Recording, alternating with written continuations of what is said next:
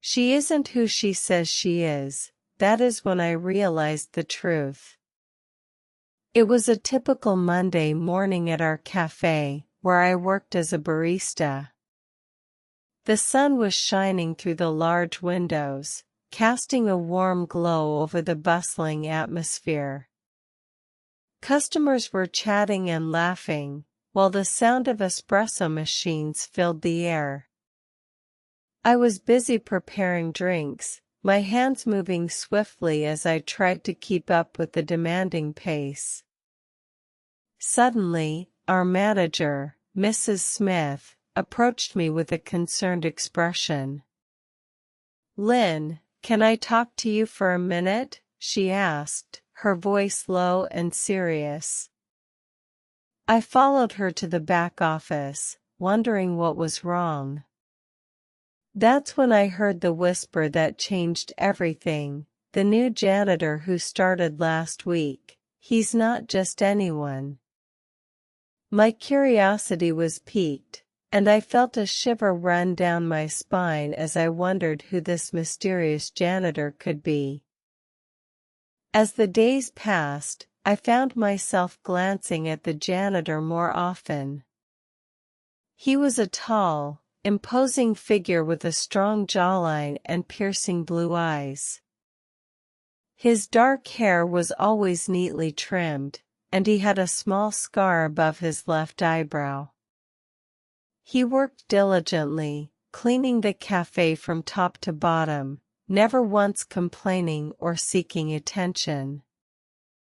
The customers seemed to appreciate his efforts, often thanking him for his hard work. I, too, began to admire his dedication and work ethic. One day, as I was taking a short break, I decided to strike up a conversation with him. "Hi, I'm Lynn.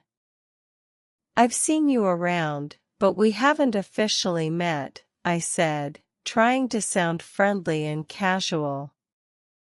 He looked up from his cleaning, a hint of a smile on his face. "I'm John." "Nice to meet you, Lynn," he replied, his deep voice sending a shiver down my spine. We chatted for a few minutes, discussing everything from the weather to our favorite books.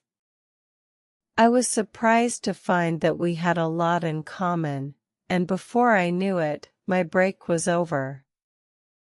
As I returned to work, I couldn't help but wonder what had brought John to our cafe. He seemed too educated, too refined, to be just a janitor. The mystery surrounding him only added to his allure, and I found myself looking forward to our next conversation. As the weeks turned into months, John and I became close friends. We would often talk during my breaks, sharing stories and laughter. I learned that he was intelligent, kind, and had a great sense of humor. But despite our growing friendship, I couldn't shake off the feeling that there was more to John than met the eye. One day, I decided to do some digging. I snuck into the back office, searching for any information I could find about John. After rummaging through the files, I finally found his employment contract. As I scanned the document, my eyes widened in shock. John's real name was not John, but Alexander, and he was the CEO of the company that owned our cafe. I felt like I had been punched in the gut. Why was the CEO of a large corporation working as a janitor in our small cafe? I couldn't understand it. I decided to confront him, to ask him why he had been keeping this secret from me. As I approached him, my heart racing with anticipation, I saw a mixture of fear and determination in his eyes. "Lynn, I can explain," he said, his voice barely above a whisper. "I've been testing my employees, seeing who would treat me with kindness and respect, even when they thought I was just a janitor." I was taken aback, unsure of how to react. Part of me was angry that he had deceived me, but another part was impressed by his cunning and determination. As the truth sank in, I felt a mix of emotions. I was angry that Alexander had lied to me, but at the same time, I was impressed by his cleverness. I realized that he had been testing not just me, but all of the employees, to see who would treat him with kindness and respect, regardless of his position.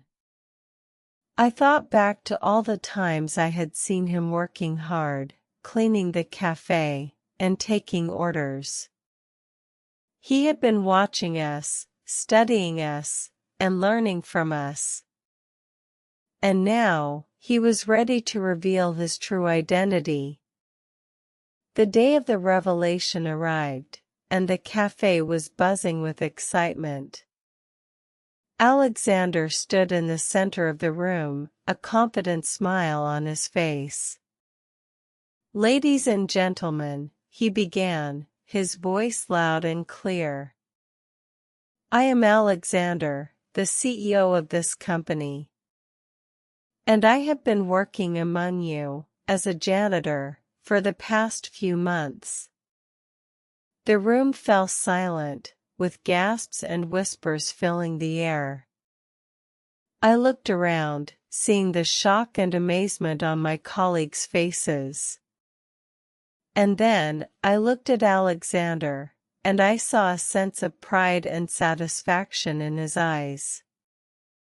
He had accomplished what he had set out to do, and now, it was time for him to take his rightful place as the leader of the company. As I looked back on the experience, I realized that Alexander's test had taught me a valuable lesson. It had shown me that true character is revealed in the way we treat others, regardless of their position or status.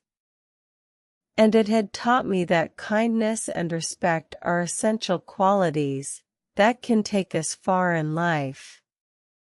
I was grateful for the opportunity to have worked with Alexander, and to have learned from him. And as I continued to work at the cafe, I made sure to carry the lesson with me, treating every customer and colleague with kindness and respect. The experience had been a transformative one, and it had changed me in ways that I never thought possible. I had grown as a person, and I had learned to appreciate the value of kindness and compassion. And for that, I would always be grateful to Alexander, the CEO who had worked as a janitor, and had taught me the importance of treating others with respect and dignity.